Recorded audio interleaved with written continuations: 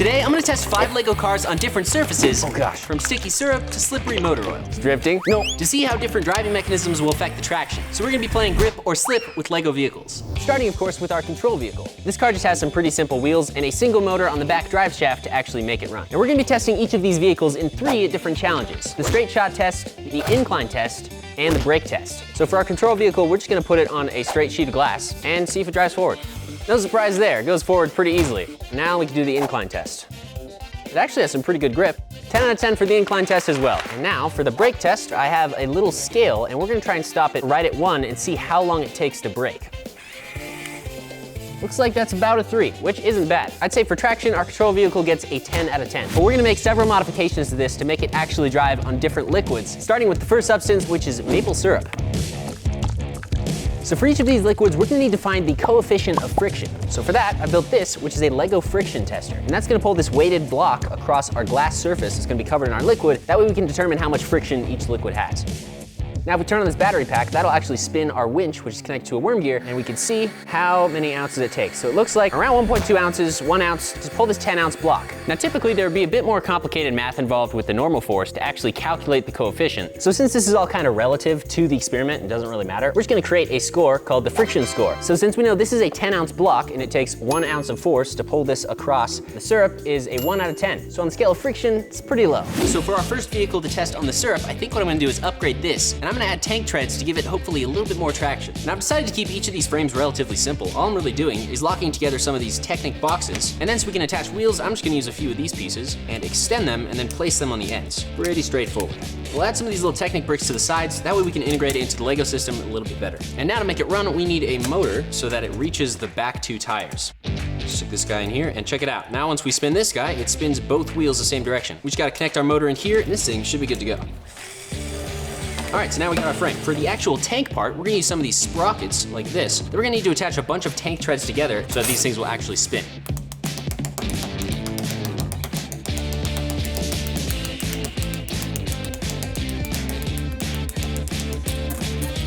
Aha, now we can wrap these around. Last thing I'm gonna do for this are just add some tensioning sprockets up here by the windows to kind of keep these taut. And I think that'll help it drive just a little bit better. All right, here we have our tank. As you can see, I've added 2 sets of treads and they move. Here we go, we're gonna set it on the syrup. We're gonna start with the straight shot. Yeah, that was pretty easy.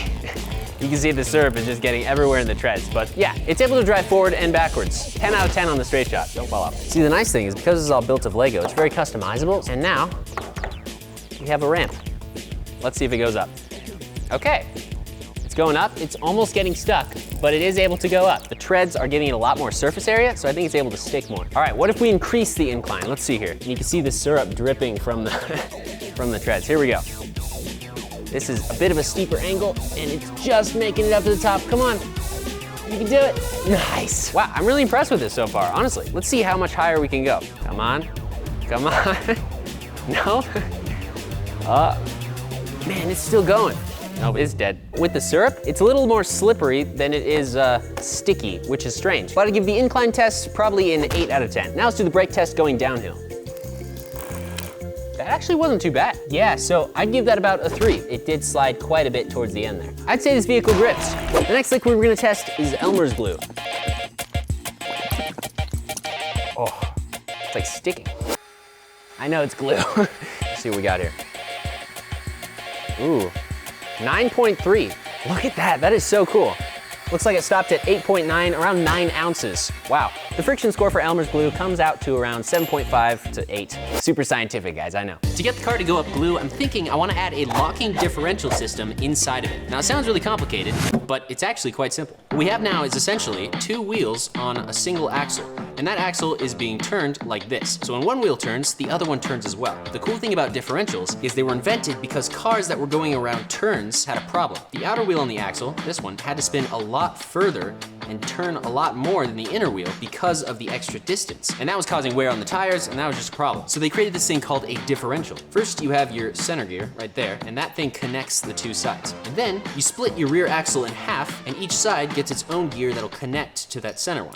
If we turn the whole assembly like this, you can see both wheels can spin different directions. When you're going around a turn, this one can spin at a different rate than this one, and since the axle isn't connected, there won't be any breakage. And so what a locking differential does is essentially gives you the benefit of having the differential, but you also have the option to lock it. So to build that, we're gonna start with this piece, which is the same exact thing as this gray thing, except it's all compact inside of here. And then we're gonna use a few pieces to build this up so that you can actually lock it. You can see now the differential is locked. It all spins together, but when you unlock it, you can spin them both separately. So we just need to come up with a mechanism that will essentially slide this little gray piece over so that we can lock and unlock the differential.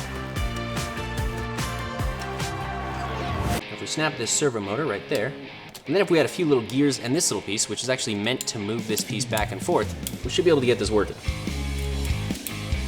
Beautiful. Now that we've got this built up, I can show you why it's so useful. Say for example, you have a piece of uneven terrain like this here. So you drive over it, and now you're stuck.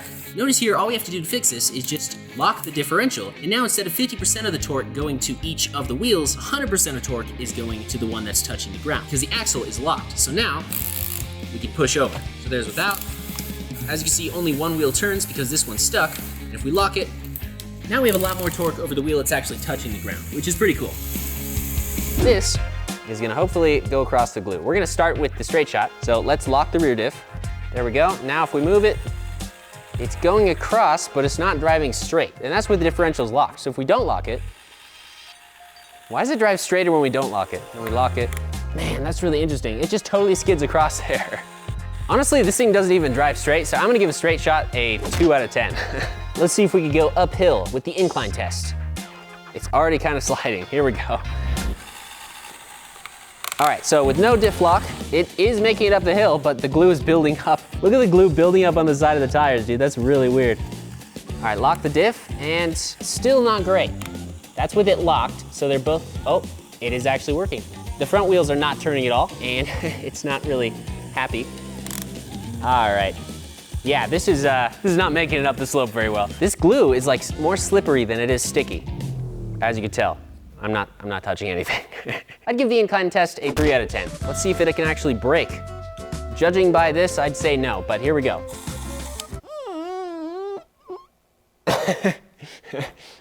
Well, it hasn't stopped yet, so technically, oh, there we go. What are we at? Pretty bad. This one didn't perform very well at all, so I'm gonna say this car slips. The next thing we're gonna test is jelly. Guys, by the way, I'm super excited to announce I just launched this new merch line. This is the John 316 merch. There's 2 new designs. It comes in several different colors. We also have it in youth sizes, and we have hoodies. They're pretty cool. If you want one, go to the link down in the description. They're pretty cozy, and it supports the channel. So let's test this next one. Oh, we forgot the white bread. That's a shame. We could have made some really good sandwiches. All right, let's see here. 2.6 to 3 ounces. So I'm gonna call that a good 3 ounces of force there. You know, they actually have machines you can buy that do this exact same thing, but they're like $3,000. And we just built one with a small fishing scale. It was like 10 bucks and some Lego bricks, so. For this next vehicle, we're gonna need some special Technic pieces. It should be right here. Because I wanna take a few of these and build some custom spoked wheels that I'm thinking will keep the majority of the tire out of the jelly so that it won't get stuck. So the way we're gonna build these is take one of these pieces and fill it with these guys. And these are just these little pieces with studs on the sides, and they have a bar sticking out. So if we put 6 on this guy, and then we put 6 on the second one, we can sandwich these together around an axle, and if we line it up just right, we can extend these spokes just using some of these pieces. Boom, there we go. Now we just gotta build 3 more of these. Fun fact about my week, my friend came over like 3 months ago, and we were walking into the mudroom, and he saw a pair of spurs on the ground, which are my sister's. And he was like, wouldn't it be funny if I hid these? And I was like, yeah, sure. And so he decided to hide one of the spurs in the house in hopes that she would like be super confused as to where they were. But bringing this back around to this week, I was at her house and she was talking about how she just couldn't find her spur and she was about to buy new ones. And I was like, wait a minute, you mean the one above the cabinet? She's like, what? I was like, yeah, my friend hid that. He thought it'd be really funny. And then we told you and you said you weren't missing one. And she was so mad. She was like, I've been looking for this for months. In other news, my friend's having a funeral this Saturday, so now we just gotta attach all these guys together. Next up, we have our spoked vehicle. As you can see, we're gonna set them right here, starting with the straight shot. Let's see if it actually moves. You know, it's actually moving, better than I expected it to. It has 0 traction. The front wheels aren't turning also, but it's moving across, surprisingly. Nothing's broken off yet. We also haven't implemented steering on any of these vehicles, so we can't really do anything other than see if it goes all the way straight. Okay, the straight shot is a 1 out of 10. That thing barely goes straight. Let's test the incline. Wait, stay there. Come on, you can do it. Come on, go up. Oh yeah, there's no way it's doing the incline. But hey, now's a great time to test the brake test. Fail. Yeah, the jelly did not really work. Shocker. I'm gonna give this vehicle a slip for sure. That did not work at all. Next up, we have baby powder. It's not actually a liquid, I know. But I'm really curious to see what it'll do to the friction of our surface. 1.5, 1.9? That's actually pretty good. There's like hardly any friction there, which makes sense. The whole reason for baby powder is so that there's no friction. We're gonna give this one a friction score of 0.5 out of 10. Let's see what rubber tires on the Lego vehicle will do. For our next vehicle, I'm going to build it with all-wheel drive, which means I'm gonna put a motor on the front and the back of the chassis to control both sets of wheels. First, I just gotta rebuild this frame part a little because these two will not fit in here like this. All right, there we have a pretty good frame. And on the front and back of this, I'm just gonna give each side its own 90-degree actuator. So we take these motors on the middle and control the axles here, just like that. I think the all-wheel drive will really give it the extra bit of traction we need. Because if you really think about it, that's why they put it on real cars, to give you traction, right? So let's snap the frame back on this one and see if it works. Before we test out this next one, guys, make sure you subscribe so you can become a member of the Brick Science Stud Army. Click the button down below, and that way you won't miss any of our future videos. So here we have our all-wheel drive vehicle. As you can see, there's two motors. What I'm gonna do is first just plug in the rear motor. And then the second test, I'll plug in both motors so we can actually test if it's better than just having one. All right, here we go. Oh, wow. Oh, wow, I did not expect that. I really just expected that to go all the way across. Look at that, the front wheels aren't turning. Oh, because they're hooked up to a motor, right. Okay, well, let's go with straight shot with one. And we are literally getting nothing. Sick drift though. Okay, calm down, whoa. All right, now we got four-wheel drive, let's see. Oh yeah, that's all-wheel drive, check that out.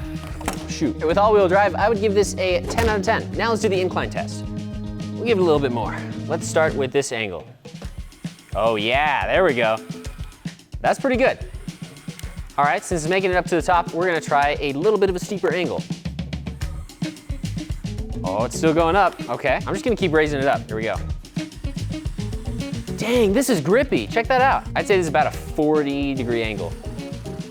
Oh, okay, that's about our angle right there. So we can go there, any higher, and it starts sliding down. Wow, that is really impressive. Dude, baby powder has a lot more grip than I thought it would. I'd give that a 10 out of 10 for sure, because that's the highest angle we've been able to achieve on this. Let's try the brake test. Ooh, honestly, it's stopping right when the wheels stop, but the motors are actually carrying the weight down the hill, so I'd give the brake test like an 8 out of 10. It only takes a second for it to stick. Oh gosh. I'm gonna say all-wheel drive totally grips. Next up, we're gonna test motor oil. Let's see what we got here. 1.4. Actually, it seems like it's having a bit of a hard time. It's like creating some sort of suction. 1.4 to 1.2. Wow. All right, this one gets a friction score of 1.6. For this next vehicle, I'm thinking we're gonna build a steering mechanism so we can kind of worm its way up the motor oil. And so instead of regular steering, where the wheels just turn, we're gonna make the entire front of the vehicle turn, which means we need to break down this frame in half. And then what I basically wanna do is just make this guy so we can rotate this somehow.